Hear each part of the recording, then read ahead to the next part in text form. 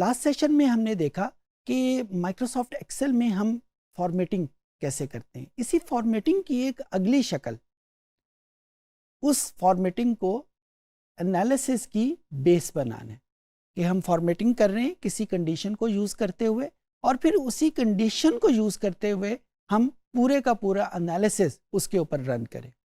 इसकी मिसाल मैं यूँ देता हूँ, हमारे पास डेटाबेस मौजूद है, उस डेटाबेस में लेट से मुख्तलिफ लाहौर के मुख्तलिफ इलाकों का डेटा मौजूद है, इस्लामाबाद के मुख्तलिफ मोहल्लों का, मुख्तलिफ सेक्टर्स का डेटा मौजूद है।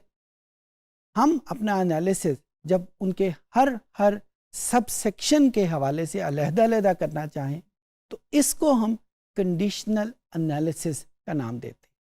सो एनालिसिस होगा लेकिन कंप्लीट डेटे की बजाय उसके सबसेट के ऊपर होगा, और वो सबसेट कैसे डेवलप होगा, जाहिर है किसी न किसी कंडीशन के ऊपर डेवलप होगा। वो कंडीशन जेंडर में मेल फीमेल भी हो सकती है, वो कंडीशन उनकी एजुकेशन क्वालिफिकेशंस भी हो सकती हैं, वो कंडीशन उनकी इकोनॉमिक लेवल्स भी हो सकते हैं, वो कंडीशन इस तरह का कोई भी क्राइटेरिया हो सकता है।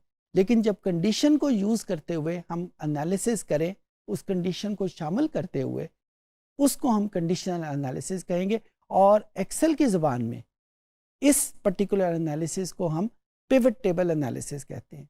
ये एनालिसिस हमने गूगल शीट्स में भी किया था। यहाँ पे माइक्रोसॉफ्ट एक्सेल में इसकी इब्तदाई शक्ल तो वही है जो गूगल शीट में है, लेकिन माइक्रोसॉफ्ट एक्सेल में पिवट टेबल एनालिसिस बहुत एडवांस लेवल तक चला गया है, और इसमें उसकी विजुअलाइजेशन भी शामिल हो गई है, इसमें इसकी एडवांस फंक्शंस भी इसमें इस्तेमाल होते हैं। जो सॉर्टिंग और फिल्टरिंग का फंक्शन हमने लास्ट सेशन में सीखा था वो ऑटोमेटिकली इसमें बिल्ट इन हो गया है। सो ये सारे फंक्शंस जो हैं वो हम इस सेशन में लर्न करेंगे। जी स्टूडेंट्स, तो लास्ट सेशन में हमने पिवट टेबल को एक्सप्लोर किया, उसकी विजुअलाइजेशन के हवाले से कुछ हमने उसकी लिमिटेशन भी सिलेक्ट की। इस सेशन में मैं फोकस करूंगा कि पिवट टेबल जब हम बना लेते हैं तो ये हमारे कहाँ पे यूज़ आता है, इसको हम कहाँ कहाँ पे किस किस्म की एप्लीकेशन में यूज़ कर सकते हैं। ये अगर आप स्क्रीन के ऊपर देखें तो मेरे पास वही एक हमारे पास जो डेटाबेस हम यूज़ करते आए हैं वही एक डेटाबेस है। अब इस डेटाबेस की मदद से मैंने एक पिवट टेबल डेवलप किया है। अब आप सामने स्क्रीन पे देखें, इसमें मेरे पास 2 टेबल नज़र आ रहे हैं और 2 ग्राफ नज़र आ रहे हैं। अभी तक जो हमने पिवट टेबल के हवाले से काम किया वो एक टेबल मैक्सिमम हमने उसको एक ग्राफ में कन्वर्ट कर लिया, यही था। अब ये यहाँ पे 2 ग्राफ कैसे बन गए, 2 टेबल कैसे बन गए, उसके हवाले से मैं कुछ डिस्कस करूँगा। सबसे पहले तो मैं इसका यूजेज आपको बताता हूँ कि ये क्यों 2 टेबल की हमें ज़रूरत पड़ती है, क्यों एक से ज़्यादा टेबल हमें बनाने पड़ते हैं, ग्राफ बनाने पड़ते हैं। एक टेक्निकल टर्म यूज़ होती है हमारे एनालिसिस में, एनालिटिक्स में, जिसको हम कहते हैं डैशबोर्ड। जिस तरह गाड़ी का डैशबोर्ड होता है, जब गाड़ी चल रही होती है तो गाड़ी की मुख्तलिफ पैरामीटर्स हमें उस डैशबोर्ड के ऊपर नज़र आ रहे होते हैं। उसकी स्पीड कितनी है, उसमें फ्यूल की क्वांटिटी कितनी है, कितनी बाकी मौजूद है, उसके इंजन की स्पीड कितनी है, ये सारी इंफॉर्मेशन हमें उसके डैशबोर्ड के ऊपर नज़र आ रही होती है। बिल्कुल उसी तरीके से जब कोई इंडस्ट्रियल प्रोसेस या जब कोई मार्केटिंग प्रोसेस या कोई भी एनालिसिस का काम हो रहा होता है तो उस वक्त हम एक डैशबोर्ड डेवलप करते हैं जिसमें उस डेटा का हम मुख्तलिफ पैरामीटर्स के हवाले से डिस्क्रिप्शन बता देते हैं। जिस तरह इस वक्त जो स्क्रीन के ऊपर आपको नज़र आ रहा है उसमें अगर मैं इस पहले टेबल के ऊपर जिसके ऊपर मेरा कर्सर है, अगर मैं यहाँ पे फोकस करूँ तो ये मुझे इंफॉर्मेशन दे रहा है उसके जेंडर की, उसके रीजन की और फिर उसके सम ऑफ एज की। अच्छा, इसी इंफॉर्मेशन को मैंने इस ग्राफ में कन्वर्ट कर लिया है। जबकि दूसरा टेबल जो कि जिसके ऊपर मेरी इस वक्त कर्सर है, जो कि lower right part of the screen है, वो इंफॉर्मेशन मुझे दे रहा है नंबर ऑफ बर्थ मंथ्स को और फिर उसके बाद मैक्सिमम ऑफ देयर इनकम। और इसी इंफॉर्मेशन को फिर बाद में मैंने यहाँ पे ग्राफ में कन्वर्ट कर लिया। अब ये 2 ग्राफ है, ये मुझे इंफॉर्मेशन दे रहे हैं उस डेटा फाइल के हवाले से जो कस्टमर डीबेस का, ये 2 डिफरेंट किस्म की इंफॉर्मेशन दे रहे हैं।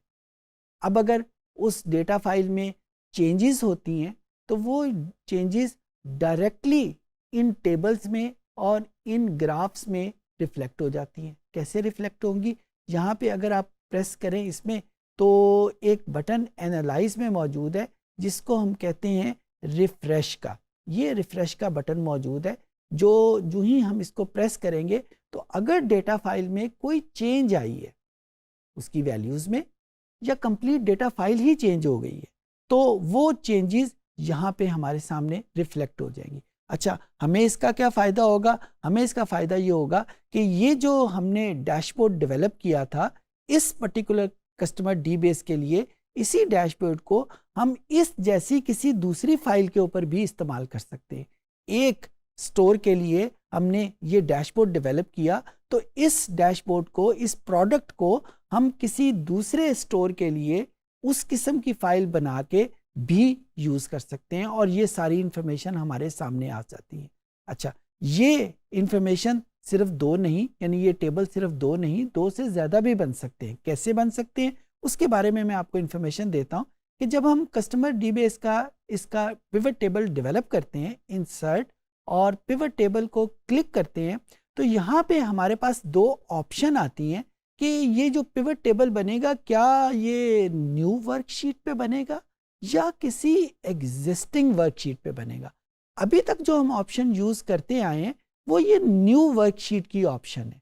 अगर हम ये एग्जिस्टिंग वर्कशीट की ऑप्शन यूज़ करें, जो ही मैं इसको क्लिक करूँगा वो मुझे पूछेगा कि इसकी लोकेशन क्या है, इसके सेल रेफरेंस क्या है, उसकी रेंज क्या है, कहाँ पे ये पिवट टेबल डेवलप करना है। तो अगर मैं एक ही शीट के ऊपर, एक ही स्क्रीन के ऊपर मल्टीपल टेबल डेवलप करना चाहता हूँ तो मुझे न्यू वर्कशीट की ऑप्शन ऑन करने की बजाय इस एग्जिस्टिंग वर्कशीट की ऑप्शन को यूज़ करना पड़ेगा। और जब मैं इसको यूज़ करूँगा तो मेरे पास एग्जिस्टिंग शीट के ऊपर वही दूसरा या तीसरा या चौथा या जितने भी हम टेबल बनाना चाहें वो सारे के सारे टेबल उसके ऊपर आ जाएंगे। एक बात ये थी।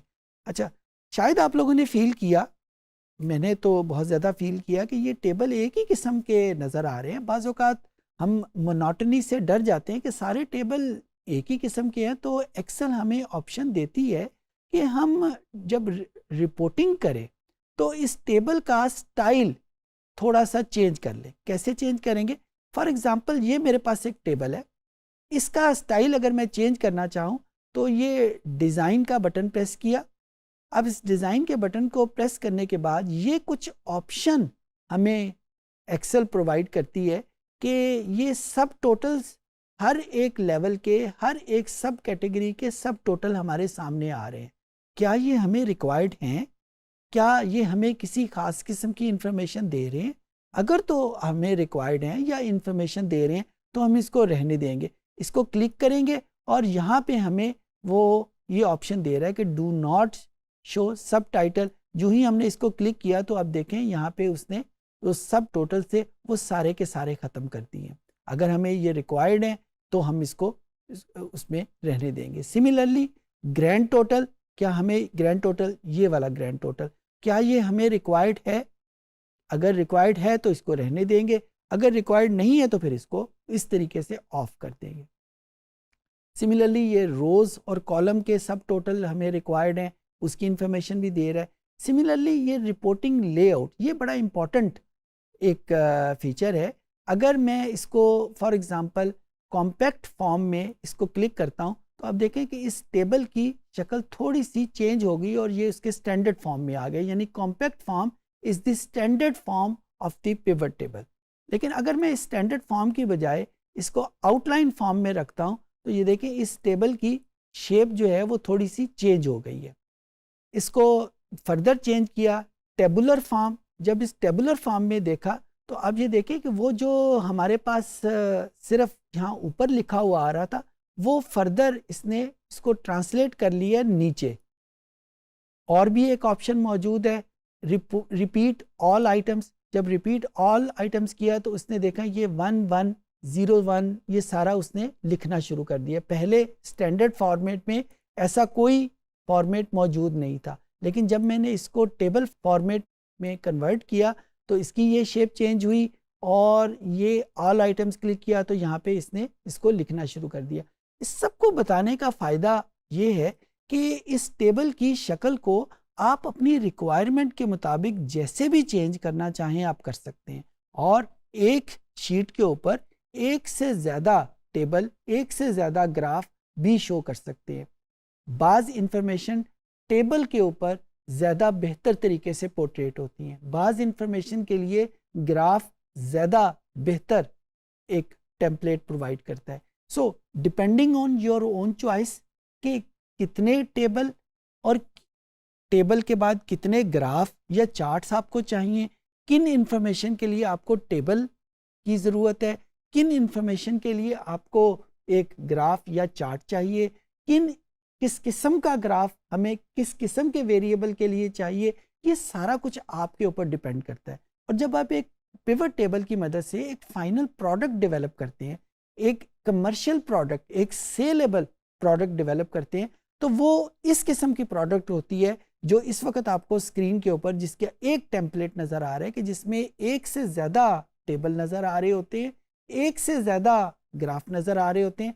लिमिटेशन उसकी सिर्फ यही है कि आपको इसी स्क्रीन के ऊपर जो इस वक्त आपको कंप्यूटर की स्क्रीन पे नज़र आ रही है, इसी स्क्रीन के ऊपर वो सारी इंफॉर्मेशन रखनी होती है।